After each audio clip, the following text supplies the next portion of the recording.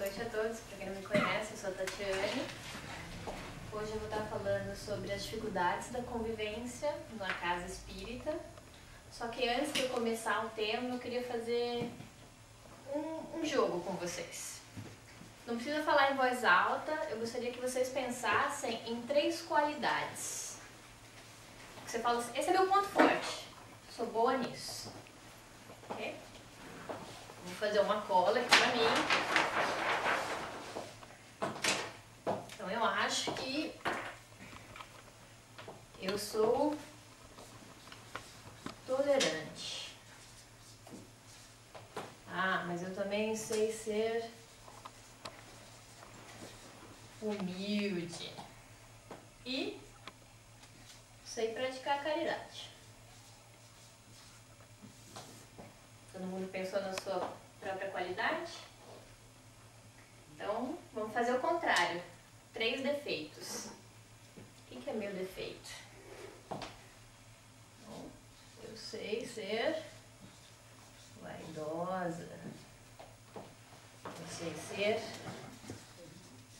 orgulhosa. E também tenho meus momentos de egoísmo.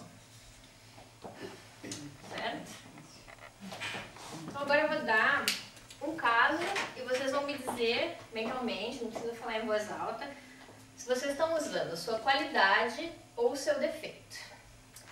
Seu chefe no trabalho faz um comentário um pouco indelicado, porque você tinha que entregar uma coisa para ele e não fez a tempo.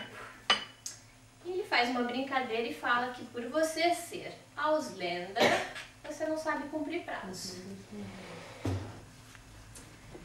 Precisa falar. Usei minha qualidade ou usei meu defeito na situação? Então o 2. O seu marido ou o seu parceiro começa uma discussão num jantar. Você está recebendo amigos e ele na frente dos seus amigos fala que o que você está falando é bobagem. Você não sabe o que você está falando. E começa uma discussão na frente dos seus amigos. De novo, qualidade ou defeito a gente está usando? E o terceiro, caso não acontece também, sua família no Brasil ou se está em outro país, liga para você e fala que, poxa vida, você não está se integrando com os problemas que está acontecendo aqui no Brasil. Você não quer saber, você agora que mudou de país, de cidade, só toma conta da sua vida. E a gente aqui? Por que você não fala com a gente? O que a gente usou aqui? Quem aqui só usou qualidade? Levanta a mão. Nas 3 situações. Quem aqui usou 2 qualidades e um defeito? Quem aqui só usou defeito? Eu só usei defeito, certo? Os 3 exemplos que eu coloquei, e nenhum dos 3 eu falei, poxa vida, aquela qualidade que eu falei que eu era boa, quando chegou a situação, não aconteceu. Se é difícil a gente usar só as nossas qualidades com as pessoas que estão no nosso dia a dia, eu usei como exemplo o chefe, o marido ou o parceiro, ou alguém da família. Imagina com alguém que é estranho. Imagina chegar aqui na casa espírita, gente que a gente só vê uma vez por semana, ou 2, ou 3. E por que é difícil? Por que vocês acham que é difícil a gente usar as qualidades? Vou fazer todo mundo falar hoje bastante.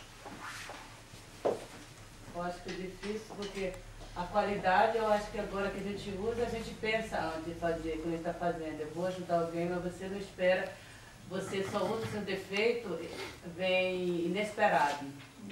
E na hora você tem a reação. A sua reação é antes. Do momento eu acho que você não pensa. Eu não penso, eu penso depois que eu já falei. Mas aí eu já falei. Então, a gente primeiro reage e depois reage. pensa, né? Eu sou assim. Eu reajo automático, não tem como. Eu sou, quando alguém me fala como eu respondo automático. Alguma coisa que vem, eu dou. Aí depois eu digo, podia não ter falado isso, mas já falei. Verdade. Então, a gente reage antes de pensar, antes de agir. O que mais é uma dificuldade para a nossa convivência? Quando sobe o sangrão, né? A gente acaba se levando pelas emoções, né? Julgamento. A gente julga. Se eu olhar aqui, não tem ninguém vestido igual. Ninguém. Pode ser a mesma cor, tá frio, todo mundo usando uma roupinha quentinha, mas ninguém tá igual. As diferenças são um problema? A gente é diferente Sim, muito. em tudo. Tem uma palestrante na Bahia que ela fala que Deus não sabe contar. Porque ele cria um, depois ele cria mais um, e ele cria mais um. Ele não faz ninguém igual. E Carl Jung, um dos psicanalistas mais famosos também, ele falou que a única coisa que a gente tem que é igual é que a gente é diferente. Então imagina você lidar com tudo isso sendo uma pessoa diferente. A gente tende a achar que a outra pessoa tem que pensar como a gente. Ela tem que agir como a gente. Ela tem que ter a mesma reação que eu teria. E ao contrário. E ao contrário. Se ela fez, a primeira coisa foi assim, eu não faria dessa maneira. O que ela fez? Mas eu não sou ela e ela foi. Exatamente. É isso que a gente tem que pensar, que somos diferentes. Colocar no lugar e ver como você agiria se fosse. Exato. Kardec, quando ele perguntava aos espíritos, ele ouviu que o espiritismo ele vai se tornar uma crença comum no que diz respeito aos seus princípios. A incomunicabilidade da alma, a imortalidade, mas nunca foi dito que o espiritismo será a crença comum. Isso significa que a gente também tem que respeitar as diferenças nas religiões. Se a gente vai respeitar nas religiões, a gente vai respeitar também nas casas espíritas. Cada casa espírita tem a sua metodologia. Joana de Anjos, ela conta a história do espelho de Deus. Ela fala que Deus estava olhando no espelho e um dia decidiu lançar o espelho na terra. Quando ela lançou o espelho, ele se quebrou em várias partes. E cada um que achou aquele pedaço tomou aquilo como Deus. Então várias religiões foram criadas de acordo com a necessidade do ser humano. Não é que as religiões são diferentes, sim, mas todas contêm um pedaço de Deus, com princípios diferentes. Nós somos obras-primas, incomparáveis.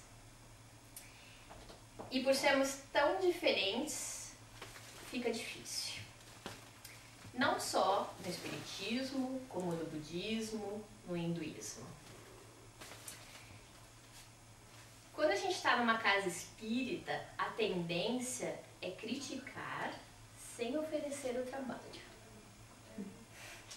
Então eu vou falar, não gosto do trabalho da Cleide. Acho que ela é uma boa dirigente. Mas eu não quero me candidatar para a posição dela. Porque eu não tenho tempo.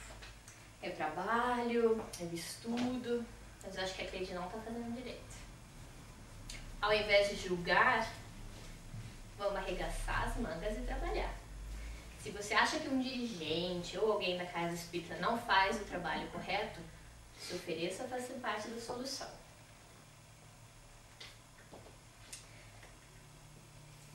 Eu coloquei aqui também a vaidade.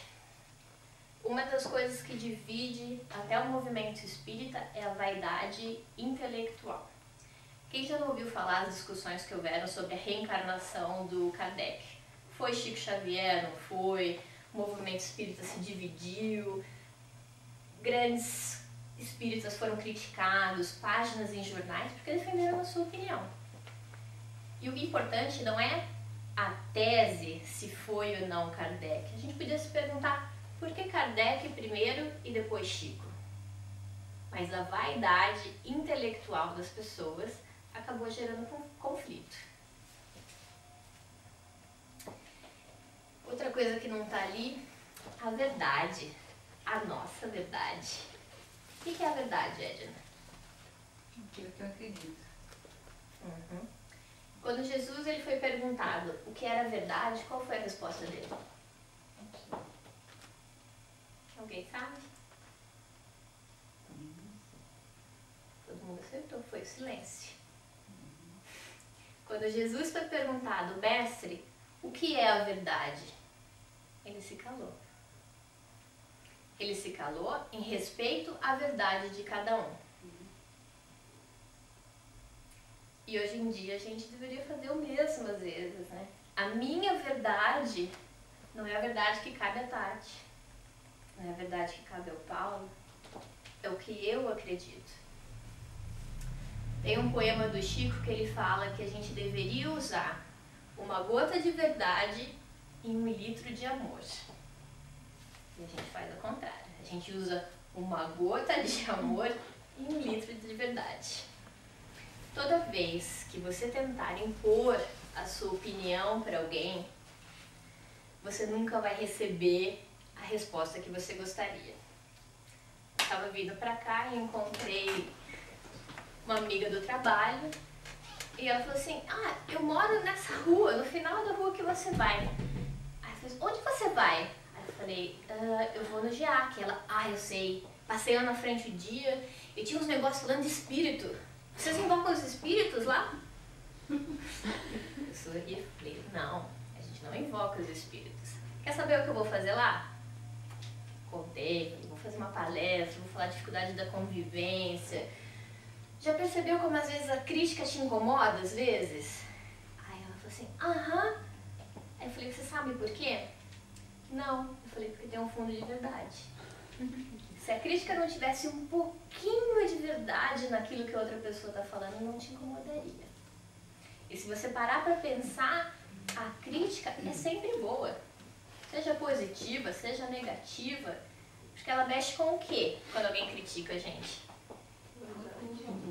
Tem uma outra palavra que a gente pode acrescentar que é um dos grandes encantos, é o milindre. Milindre, tá aqui também, eu gosto bastante. Mexe. Mas primeiro a crítica ela vai mexer o quê? Com o nosso orgulho, né? Depois a gente vai se milindrar. Principalmente se for verdade. Principalmente se for verdade. Mas eu tenho uma dica aqui.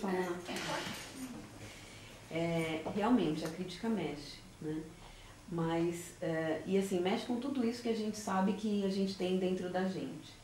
Mas, assim, eu acho também que quando nós criticamos demais, nós deixamos de ver o que dentro de nós está errado, né? E isso é uma coisa que eu particularmente não acho justo. Então, assim, tudo bem, eu recebo até um pouco incomodada a crítica, sei das minhas deficiências, mas eu acho que quem critica podia parar um pouco para pensar e ver exatamente isso que você está falando. Que assim, enquanto a gente está criticando, e é aquela historinha do dedo, né? Enquanto eu estou apontando um dedo para você, tem 4 apontando para mim, ou pelo menos 3. Só que você não enxerga, né?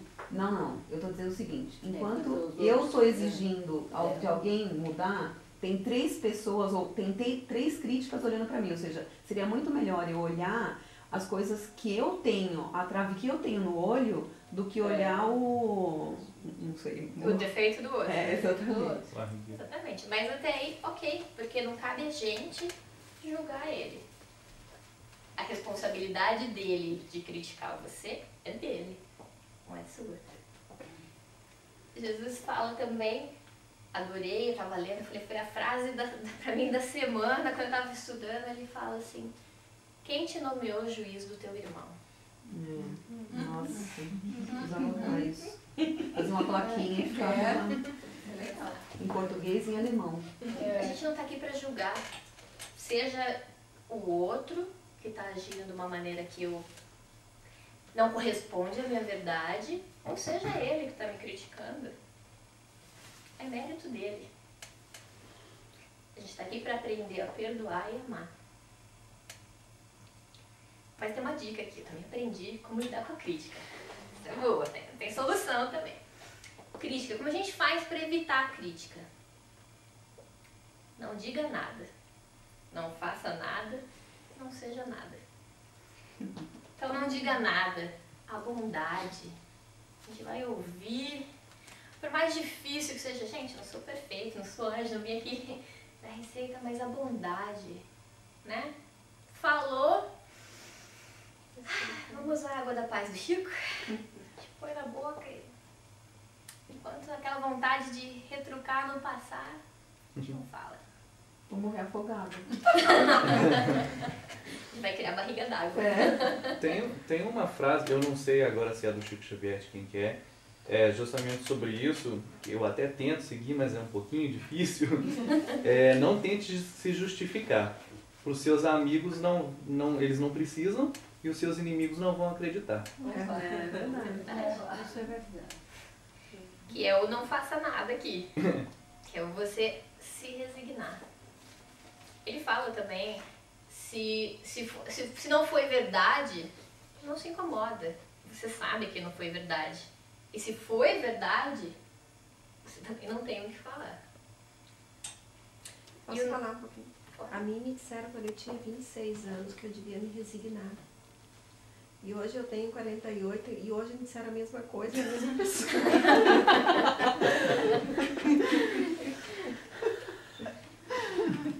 Para de falar com essa pessoa. Mas assim, eu brinquei a hora que eu entrei e falei assim, gente, próxima vez eu vou escolher um tema bem fácil. Porque quando você escolhe o tema, você passa a semana inteira tendo prova do que você está falando. Eu falei, e da resignação também. Domingo eu tive uma ocasião, fiquei fora de mim, ira. Vou entrar aqui nos nossos vícios, na ira. Tive que sair para dar uma volta, eu voltei e falei, não é possível, Tatiana, você está estudando sobre a dificuldade da convivência, senta lá na cadeira, pega sua fichinha de novo, Vilma. É o orgulho que está pegando aqui. Não, é a vaidade, não é o orgulho. Eu falei, não é isso, não, é o egoísmo. Aí eu falei, não tenho o que fazer. Eu falei, eu me calar, se eu falar de novo com a pessoa, dá um sorriso e faz de conta que você não viu. Eu falei, é difícil? Eu falei, eu acho que eu vou passar pro resto da minha vida aprendendo. Eu não queria dizer assim tão objetivamente, mas eu acho que na verdade, mais ou menos esse é o caminho, assim. Exatamente. Mas Deus sabe que Ele usa a ferramenta que Ele tem. E nós não somos trabalhadores perfeitos. Os perfeitos ainda estão em outra hierarquia, trabalhando em outra esfera. O importante é a gente se melhorar. O do não seja nada é a humildade. Porque às vezes alguém vem, critica, fala. Como você está falando isso? Quem é você? Olha, eu, brasileira, vim aqui, moro há 6 anos, sei tudo da Alemanha. Você não pode me criticar dessa maneira. Difícil, né? É mais difícil também quando a mãe critica a gente, né?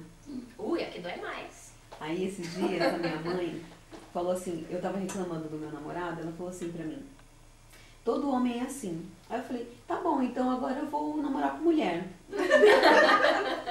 Ou seja, sempre agulhada, né? Você sempre tem uma resposta para se defender. Mas na hora de pensar, né, do que a mãe silêncio, fala, né? Não dá para ficar em silêncio. Mas hoje eu sinto falta do que minha mãe falava, já morreu há tanto tempo. Que saudade me dá. Não fala mais, né? Não fala mais. É importante a gente sempre se melhorar e não se julgar tanto também pelas nossas falhas. E quando você falou isso, eu também lembrei, uma pessoa estava me contando uma história sobre o marido, e eu falei assim, é mesmo? Aí eu falei, mas quando você começou a namorar com ele não era assim? Você falou isso pra mim. Palavra de mamãe. Eu nunca mais esqueci. Não, foi tão bom. Os fatos são anônimos aqui. Foi tão bom. Na hora que ela falou, eu quase caí pra trás. Assim, é verdade. Menina, por que eu não tinha pensado nisso antes? Por que eu tô reclamando agora? Foi ótimo. Foi ótimo. Foi um tapa na cara dos dois lados. Eu coloquei o pi no nome, mas você revelou ela. Então, esse é o nosso primeiro problema, as diferenças. O quanto é difícil aceitar a crítica. Mas tem um que pega bastante, né? Que é o que move muita coisa, que é o orgulho. Quem nunca foi orgulhoso? Claro, ser orgulhoso, sou orgulhosa porque meu filho entrou na escola, né? Tudo bem. O duro é quando a gente é orgulhoso de não aceitar a opinião do outro. Não aceitar que tem erros, né? A gente não erra. Quem Você perfeito. erra? Ah, não. Cabeça dura pra quê, né? Ninguém é. Exatamente. E o orgulho, ele é um dos principais motivos que faz com que a gente não enxergue os outros defeitos. Uma vez que você tem o orgulho, você acaba colocando uma nuvem na frente dos seus olhos. Eu sou tão orgulhosa que eu não me acho capaz de errar. Eu sou tão orgulhosa que eu não posso chegar para Rosane e falar: tá certa, Rosane, eu não devia ter feito aquilo. Não, eu posso até aceitar que ela estava certa, mas eu nunca vou chegar para Rosane e vou falar que ela estava certa. Porque o orgulho vem junto com a humilhação também. Você dar o braço pra você e falar, tô me humilhando, então fica quieta, né? E o que na verdade a gente devia pensar ao contrário. Se você falar, você está sendo humilde. A gente tem a tendência a falar, ok, se eu der o braço a torcer é uma coisa negativa. E na verdade é o contrário, é o positivo. Mas é tão bonita, desculpa essa experiência, porque eu tive uma amiga que morou aqui em Munique durante 4 anos e ela foi embora. E o período que ela teve aqui em Munique, a relação não foi boa assim entre ambas. E quando ela foi embora, eu tive uma vontade de chorar tão grande. Eu convidei ela para ir lá em casa fazer um churrasquinho, coisa de gaúcho, né? Aí eu chamei ela pro meu quarto e disse: olha, por favor, não fala nada, mas eu só quero te dizer, já comecei a chorar. Eu quero me desculpar tanto contigo todos esses 4 anos que tu teve aqui, que eu fiz tão pouco por ti, fiz todo o contrário, em vez de ajudar, eu acho que eu só piorei as coisas. Mas tu me perdoa. E ela olhava pra mim assim, tão surpresa, porque eu sempre, né, por favor, né, cheia, né, eu, aquele eu que não termina nunca mais. E eu chorava: tu me desculpa muito, eu queria que tu me desse mais uma chance, porque eu te acho uma pessoa assim, eu acho que assim, assim. E eu chorava, e ela chorava no final, e as duas abraçaram. Eu acho que me deu, assim, 2000 anos de vida energética depois Valeu a pena, né? Desse pedido de desculpas, assim. Acho que nem eu pensei que eu era capaz de pedir tantas desculpas por uma pessoa. Mas você fez a desculpa de coração, né? Mas chorava de coração, assim, era uma coisa que realmente eu achei que eu podia ter feito bem diferente e aconteceu de não ter feito. Porque a gente também tem a tendência de falar: eu te desculpo, mas eu não quero ver mais você não. Tá desculpada? Olha, falei de coração, não tenho mais mágoa sua. A próxima vez que eu encontrar com ela e ela falar: oi, tudo bem? Tudo ótimo. Então, Não passa na minha frente. Exatamente. morro com formiga na boca, mas não aparece. Exatamente, não vale a pena, né? É a gente de novo trabalhar com. Recentemente. E outra coisa, não tem juiz. A gente acabou de ver, não tem juiz. O juiz é você, a sua consciência. Exatamente. É o quanto tu sai bem ou mal da situação, né? Exatamente. E quando você pede desculpa, você já está dizendo: por favor, tire essa culpa que está dentro de mim. Né? E o que também não é fácil. Não é fácil aceitar a desculpa e não é fácil pedir desculpa. Pra ser humilde precisa ser macho pra caramba. Exatamente. Eu lá no meu domingo fiquei assim, falei: como é que eu saio disso agora? Eu falei: eu não vou pedir desculpa. Eu falei: eu não peço. Se a pessoa não vier falar comigo, então não falo. Passar um mês sem conversar. Aí eu falei: não é bem isso que você está estudando, né? Não é bem isso que você está lá, sentadinha na cadeira, com um livro. Não vale a pena, né? Mas um dia, no Livro dos Espíritos, na pergunta 806, eles falam que o orgulho vai desaparecer juntamente com as desigualdades sociais. Divaldo, uma vez no Distrito Federal, ele disse que a missão do Espiritismo é combater a miséria moral do planeta, porque a miséria social é trazida por causa da moral. Então a gente tem que continuar trabalhando para que a gente acabe com o nosso orgulho em favor do próximo. É tão difícil quando a gente começa a pensar: não penso mais em mim, penso primeiro no meu próximo. No direito mesmo a gente fala que o seu direito termina onde o do outro começa. Mas aí não é egoísmo em vez de orgulho? O orgulho, ele cega a gente. Você passa a ser egoísta. E com o orgulho também, ele é ligado... Vocês já repararam como o nível de felicidade também é ligado à riqueza? Quem está aqui na Alemanha, se não for feliz, se não tiver uma casa bacana, um carro legal, não quero pegar o S-Bahn, cansativo, tô aqui. terra da BMW, por que eu não posso ter uma BMW? Eu vou trabalhar para isso. Quem tá lá na África e tem uma vaca, é rei. É rei, tem uma vaca, tira leite, dá para a família. O nosso inconsciente geralmente associa felicidade com grau de riqueza. E o grau de riqueza está associado ao ambiente em que você está. Se a gente for para o Brasil, a visão também é outra. E a nossa riqueza também mexe com o nosso orgulho. Se a gente parar para pensar que a riqueza é uma das provas mais difíceis que tem, ninguém aqui vai querer ser rico mais. Tem uma historinha que eu li na internet, que é uma aeromoça, né? E ela diz que chegou um passageiro que queria cortar fila, né? E aí ele falou, não, mas eu preciso ir porque eu tô na primeira classe do tal. Sim, senhor, só que tem pessoas também aqui nessa fila que estão esperando o mesmo voo que o senhor. Aí ele falou assim, e a senhora sabe com quem a senhora está falando? Aí ela saiu assim e falou pro pessoal, por favor, alguém pode ajudar esse senhor que ele não sabe a sua identidade? Vai sair inteligente. Exato, a gente vê muitos exemplos de gente que tem poder e acaba achando que domina o mundo, né? Que o dinheiro move. Então, porque eu tenho dinheiro, eu tenho o direito de falar lá na frente que eu não gosto disso. A gente também tem tendência, chego aqui nojar que eu sou miteglida, eu pago todo mês, então vou falar que eu não gosto da cadeira branca. Não gosto, tô pagando. Eu lembro que quando eu era pequena, meu pai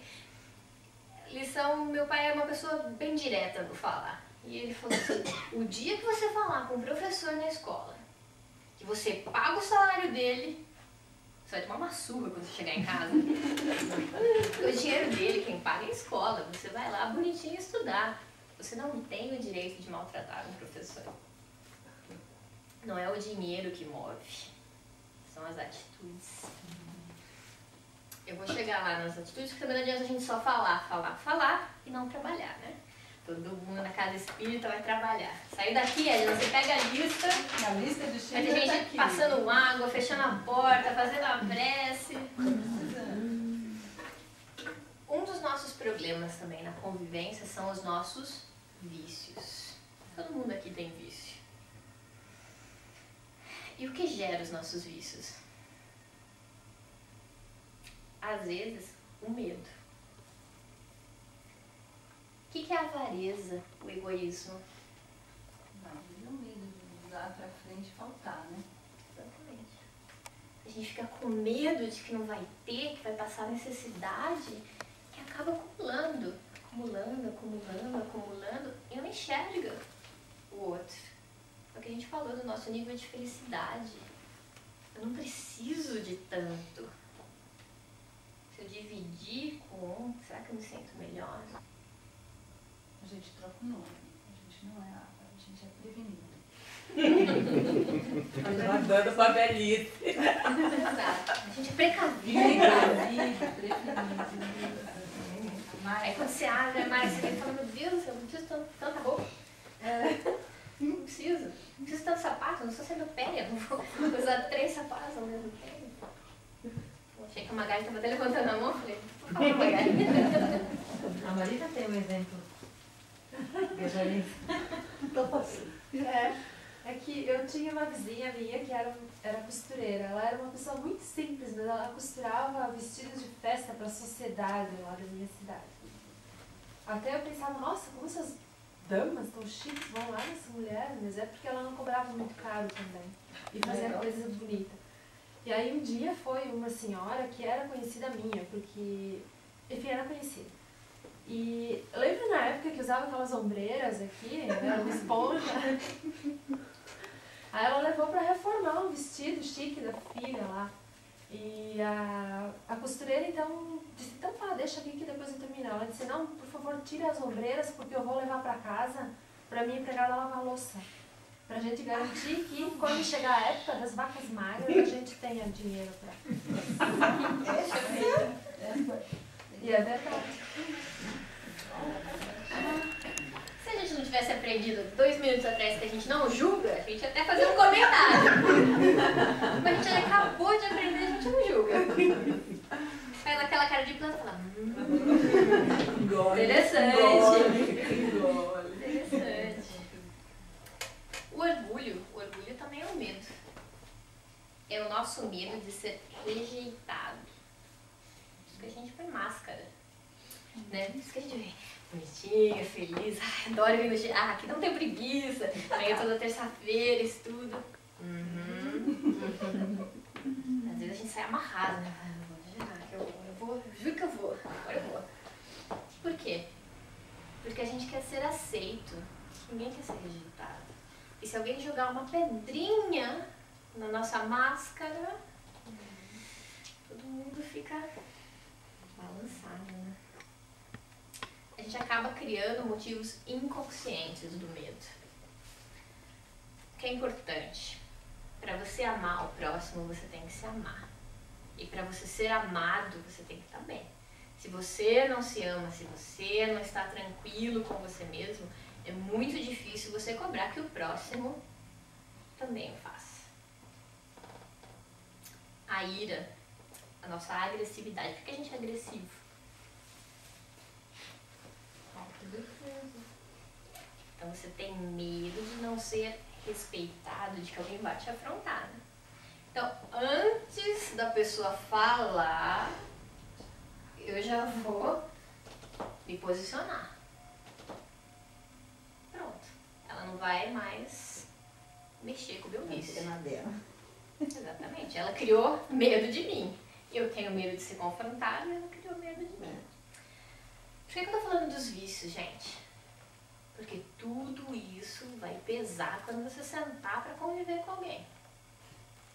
Em todos os momentos. Até pegando Uba. Eu não convivo com ninguém, eu sou eremita, eu moro sozinho, não tenho gato, não tenho cachorro, não tenho gato nem planta. Tá bom, um dia você vai comprar pão, né? Você vive diário. A gente ainda não tá vivendo diário. A gente chega lá, mas por enquanto você vai lá pedir seu pão, vai entregar a moedinha e vai ter que resmungar alguma coisa. Então você tá convivendo com alguém. A inveja. A inveja é um medo também, porque ela mexe com a nossa autoestima. Se existe alguém que brilha demais, que faz demais, você inconscientemente pensa, por que eu não consigo ser daquele jeito? Por que eu não consigo ser paciente daquele jeito? Será que é tão difícil? No Livro dos Espíritos também, na pergunta 465, eles perguntam com que objetivo os espíritos imperfeitos nos compelem ao mal. Por que a gente acaba sendo obsediado? Por que eles tentam nos levar para esse caminho? Atração. Não, é porque eles não aceitam que alguém possa ser feliz e não ser igual a eles. Né? É inveja. Para eles dói saber que existe um ser mais feliz. Que não é igual a eles. Tomara que a gente atraia muita inveja, porque a gente vai ser melhor, né? Vai ser... Que a gente supere, então, né? Porque se atrai, elas possam superar no caminho. Resista à influência, né? O ciúmes, essa é fácil, gente. Por que ciúmes é um medo? A gente tem medo de perder o outro, né? Porque a gente acaba minando uma relação que é saudável com medo. E como a gente cura o medo? Tira do psicólogo. Também? Que não? É. Toda ajuda é válida. Mas tem o que a gente pode usar aqui também. A fé raciocinada. O estudo continuado e permanente, principalmente numa casa espírita. Se eu vou estudar, se eu me propus a estudar, eu vou fazer continuado. Não vou vir uma vez por mês, duas, talvez. Eu vou me empenhar nisso. Não é para o outro, é para você. A Mas Terra é o mundo... a esperança na melhoria, acho que dá muita força para você sair de situações críticas. Porque, assim, principalmente quando você passa por momentos de depressão, etc., assim, se você não acreditar que amanhã existe e que você acredita que amanhã vai mudar, nossa, eu acho assim que a atração que tem para você falar assim, eu desisto agora, é muito maior. Eu acho que essa coisa do continuar, ela é... E essa fé continuada, essa fé realmente assim pensada, ela é tão importante porque ela evita tanto suicídio, ela evita tanta coisa que você possa fazer por mal para você mesma. Eu acho que talvez seja a principal virtude que a gente tem que cultivar. Talvez seja a fé, de manter e falar, não, hoje está ruim, mas não vai ser ruim para todo e sempre. A esperança de falar, não, tem que melhorar, assim, piora de um jeito, melhora do outro, mas vai, no frigir dos ovos, eu vou progredir. Acho que a lei do progresso, ela é fenomenal, ela é importante para todo mundo, para continuar. Eu acho que o sonho é um grande sustento também. Projetos onde tu possa realizar os teus sonhos é um grande sustento na caminhada, assim, porque essa te reafirma na tua autoestima. Logicamente, se tu tá munida de um pouco de humildade, se tá munida de caridade, se tá munida de uma fé raciocinada, de um perdão, de um amor incondicional, essas pequenas coisas fáceis da gente conquistar. Que é diário, né? Que é diário, uma prática diária. Mas assim, o sonho eu acho uma grande ajuda assim, nos projetos de vida das pessoas. Que isso não fique esquecido em função, muitas vezes, porque a gente se doa, né? Quando a gente pensa assim, eu vou fazer pelo outro, eu não vou fazer, ou eu não deixarei de fazer pelo outro. Mas um pouco de sonho também é uma forma para que não fique uma coisa assim, sem justificativa, né? Inexistente. Saber que existe um algo mais, né? Saber que amanhã, é o que ela falou, saber que amanhã é um novo dia, que você pode realizar, que você pode melhorar as coisas. E que tu ainda estás no processo da tua missão, né? E que está presente.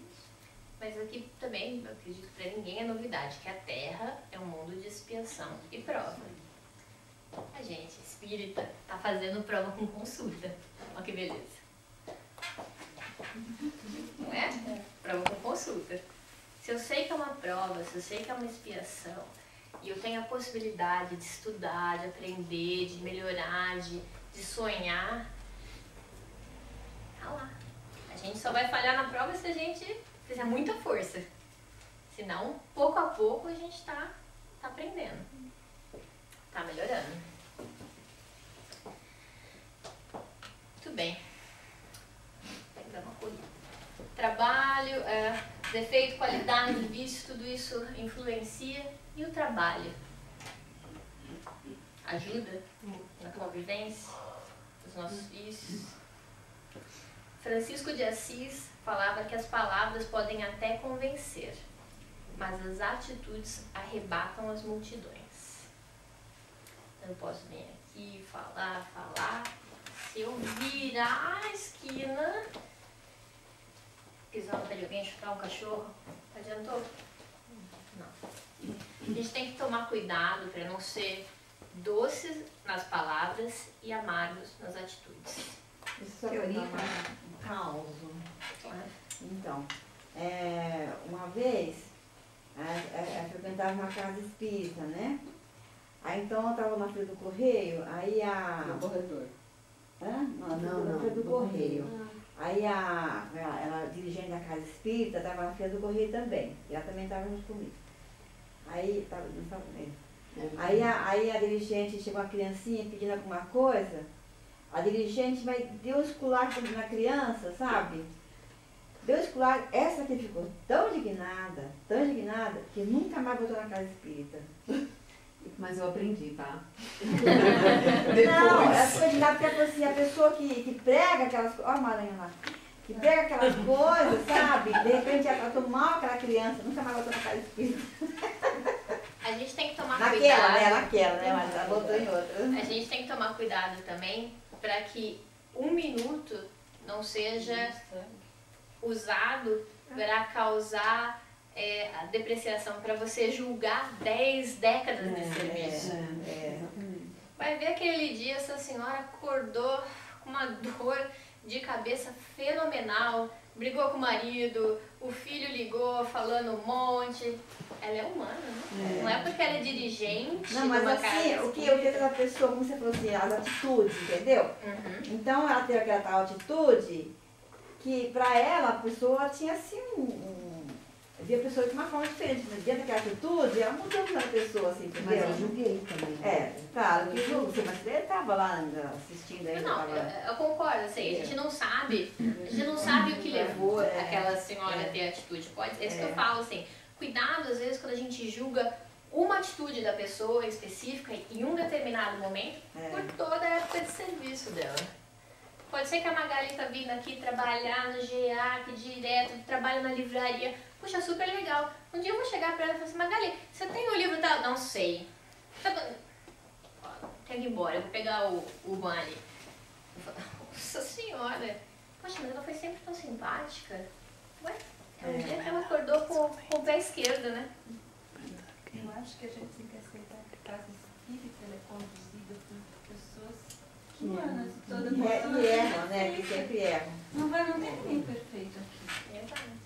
Nem a dirigente, nem a palestrante, nem a passista, ninguém, tá todo mundo tentando, né? Estamos aprendendo, né? Estamos todo mundo aprendendo. Fazer um comentário rapidinho também, já que está falando de direção de casa espírita. Eu frequentei reunião de desobsessão durante muito tempo. E já que estamos falando de casa espírita, né? Nas reuniões de desobsessão que eu frequentava, por várias vezes manifestavam-se vários espíritos que o objetivo dele era destruir o centro espírita. Então, quanto mais, é aquela coisa, quanto mais feliz, mais harmonioso está o centro, aparecem alguns para poder tentar quebrar essa harmonia.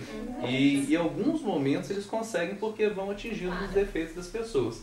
Mas quando a casa está bem estruturada, bem organizada, não somente fisicamente, mas espiritualmente, eles têm um pouco mais de dificuldade para poder tentar atingir a gente. Aí vem o orar e vigiar que a gente não pode deixar. E como a gente está fazendo a prova com consulta, a gente não pode esquecer também de que quando a prova é com consulta, ela é um pouco mais difícil. O professor pega um pouco mais pesado. Então a nossa responsabilidade é no mínimo o dobro do que os que estão fazendo a prova sem consulta. Exatamente. Eu vi também uma reportagem do André Luiz Peixinho, palestrante. Ele entrevistou 40 voluntários perguntando o porquê de fazer a caridade. Estava todo mundo sentado junto, ele falou assim, porque a caridade é bom, porque eu tenho amor ao próximo, porque eu quero ajudar, eu quero ver o progresso do mundo. Então, tá bom. Ele chamou um por um depois dessa resposta. 25% dos trabalhadores da casa espírita responderam para ele a parte que eles faziam a caridade porque eles tinham medo de ir pro umbral. É o começo. 14 para ganhar bônus hora. Já estão um passo acima, eles não têm medo de ir pro umbral, já, né? Mais evoluído. E o mais jovem confessou que ele fazia porque ele queria contar vantagem entre os amigos. Que ele foi na favela tal e fez sopão. É incorreta a atitude deles? Pelo menos são sinceros, né? Exato. E já começaram, já deram o primeiro passo. Exato. E Emmanuel falou que enquanto a gente não conseguir trabalhar por amor, a gente trabalhe por dever. Em favor do próximo.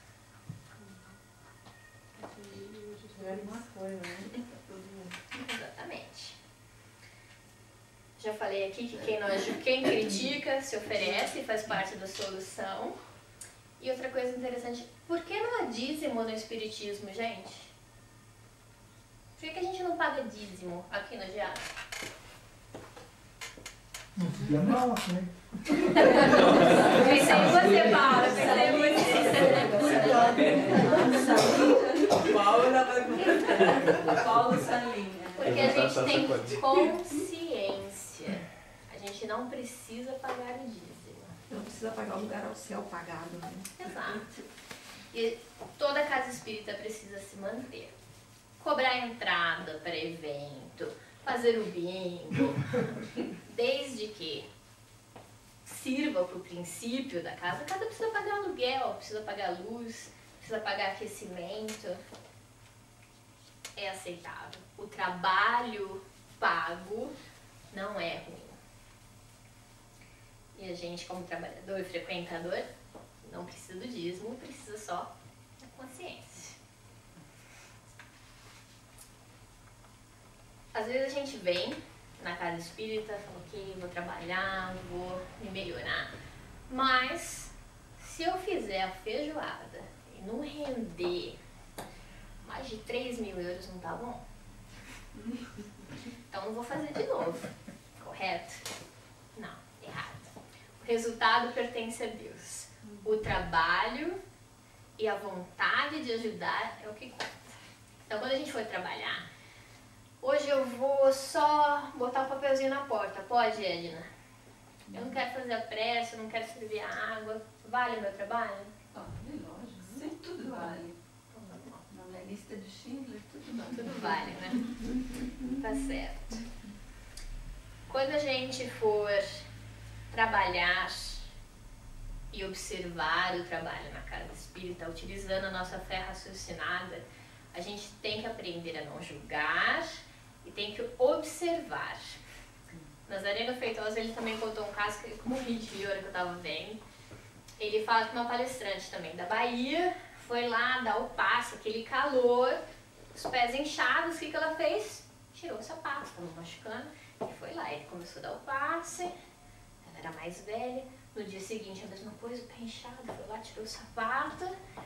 No terceiro dia, todos os passistas estavam sem sapato do passe, porque acharam que, como ela era mais velha, sei lá, dava mais efeito, né? Ver que o canal era direto com a terra e com o céu, né? Ninguém questionou a atitude. Então, quando a gente encontrar alguma coisa na casa espírita que eu acho interessante, acho diferente, eu acho que não funciona, a gente tem que falar. Não fazer fofoca. A fofoca, seja direto. Por mais que a gente fale que às vezes na Alemanha eles são diretos demais, é melhor do que falar para um terceiro que vai chegar no quarto. Né? Exatamente. Vá até a fonte, faça parte da solução. E aí entra o tal do melindre. Entra o melindre. Quando você fizer a fofoca, você vai ouvir do terceiro que o fulano falou de você. Ou então, quando você ouvir uma verdade, uma crítica, uma observação, não levar com melindre, né? Exato. Aí é o exercício. Que é difícil, que é bem difícil. Eu lembro muito tempo atrás, aí acho que mais de um ano, que alguém falou alguma coisa da evangelização infantil que era no sábado, que não era adequado, o método, A primeira reação foi, como é que a pessoa está falando? Ela não vem aqui, ela veio uma vez, não vem. Minha resposta foi ao contrário. Eu falei, as portas estão abertas. Se ela quiser trazer uma nova metodologia e me mostrar como fazer melhor, fico feliz. Mas é difícil. A primeira reação é você apontar o dedo e falar, o que você está falando? É bem lindo. E agora a nossa rápida solução para a gente aprender a conviver e tudo mais. A prova da caridade e do perdão. Quando a gente pensar que não pode, a gente lembra do maior ensinamento do mestre, que é o amar ao próximo, como a ti mesmo. Se você colocar isso em prática, não tem problema nenhum de convivência. Deus, ele só permite o mal porque ele sabe que disso vai nascer algo bom. E quando ele falou, ofereça a outra face, o que significa a frase, oferece a outra face? O que vocês entendem por isso? O que você explicou no começo, seja humilde, seja bondoso, que na verdade o outro vai pensar duas vezes se ele vai realmente bater na outra face. se você volta, se a sua atitude é um passo para trás, o outro também condena. Só que a gente não quer mudar, a gente quer que o outro mude. Eu acho que o oferecer outra face é não reagir do mesmo modo. Não reagir, toma lá da cá. A primeira face é a face do mal, é a agressão. Ele está te agredindo, ele está falando, ele está fazendo algo ruim. Oferecer a outra face é oferecer o bem. Não reagir da mesma forma, não, né? Não devolver na mesma moeda. Exatamente. Saber perdoar. Eu acho que no processo que a gente está, se a gente já conseguir não reagir, seja lá o que for, no mesmo grau, já é um passo. O perdão para mim é um outro. Eu acho que se a gente já conseguiu pensar, de quando você for, se alguém agir de uma maneira que você já conseguir não responder na mesma moeda, você já andou um passo. O segundo seria perceber e olhar com tolerância, talvez, para a pessoa, então perdoar, ou então falar, deixa para lá, ou então ser humilde. É um outro segundo passo, acho que é aquele que você tem que pensar um pouquinho, é o engolir a água, para você raciocinar e falar, como que eu vou reagir?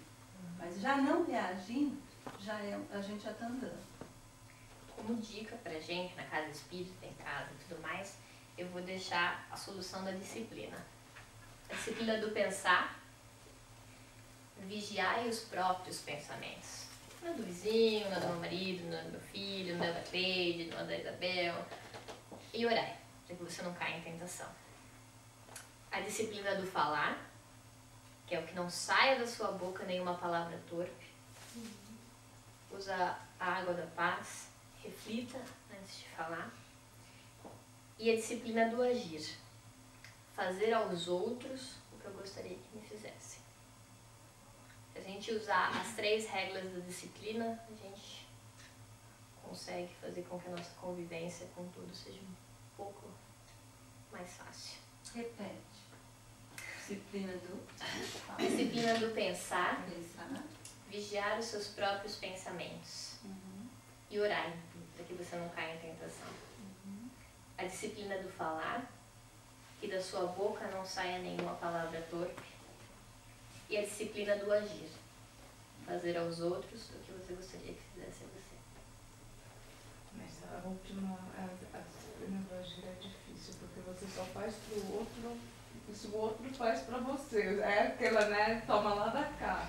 Geralmente. Aí se o outro pisa na bola, você vai pisar junto. É complicado. Mas a gente chega lá. Deixa eu só, eu sei que eu tô explodindo aqui no tempo, deixa eu só ler uma mensagem rapidinho pra vocês. Não julgues teu irmão, de André Luiz. Antes de julgar, busca entender o próximo e compadece-te, para que a tua palavra seja uma luz de fraternidade no incentivo do bem. E, acima de tudo, lembra-te de que amanhã outros olhos posarão sobre ti, assim como agora a tua visão se demora sobre os outros. Então, serás julgados pelos teus julgamentos e medido segundo as medidas que aplicas aos que te seguem.